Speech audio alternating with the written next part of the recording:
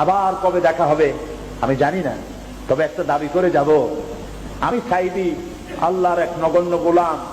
যেদিন আপনাদের কাছে খবর হবে সাইদি পৃথিবী থেকে বিদায় হয়েছে, আমি আপনাদের কাছে শুধু দোয়া চাইব, আপনারা প্রাণ ভরে আমার জন্য দোয়া করবেন।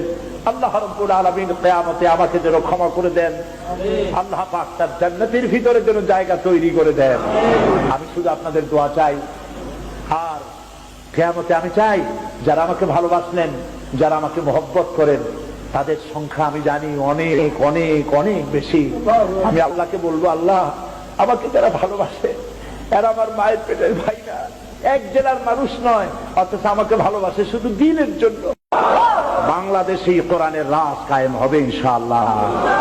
যারা বিরোধিতা করছো, 5 পাতা 6 পাতার পত্রিকা একটা বাইর করিয়া সমান ইসলামের গায়ে দিতেছো, তোমাদের নাকের ডগার উপরে কালেমার পতাকা পথ পথ করে উঠবে ইনশাআল্লাহ।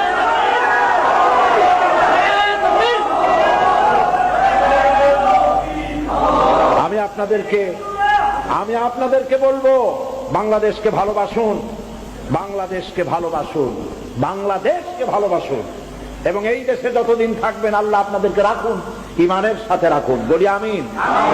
হিন্দু সংস্কৃতিতে ডুবে যাবেন না, মুসলমান পরিচয় বেঁচে থাকুন, বাংলাদেশকে ভালোবাসুন। জীবন এবং মওতের ফয়সালা আল্লাহর হাতে, কারো কোনো ব্যক্তির হাতে মৃত্যুর ফয়সালা নাই। যদি আমার মৃত্যু থাকে কারো গুলিতে আমি শহীদ হব, সারা পৃথিবী পাহারা দিয়া সেই গুলি থেকে আমাকে বাঁচাতে পারবে না।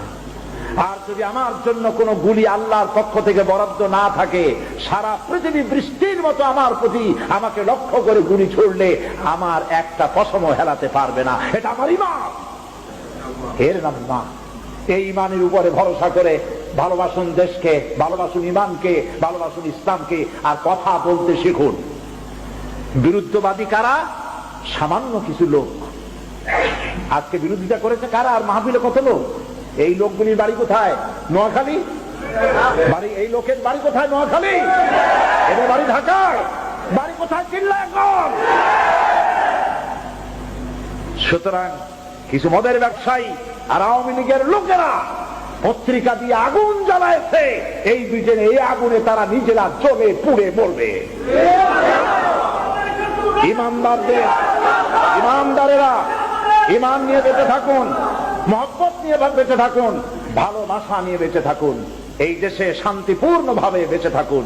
কথা বলতে শিখুন, কথা বলতে শিখুন। যেখানে যে বাধা আসবে আপনি কথা বলুন হকের পক্ষে, সত্যের পক্ষে, ইসলামের পক্ষে।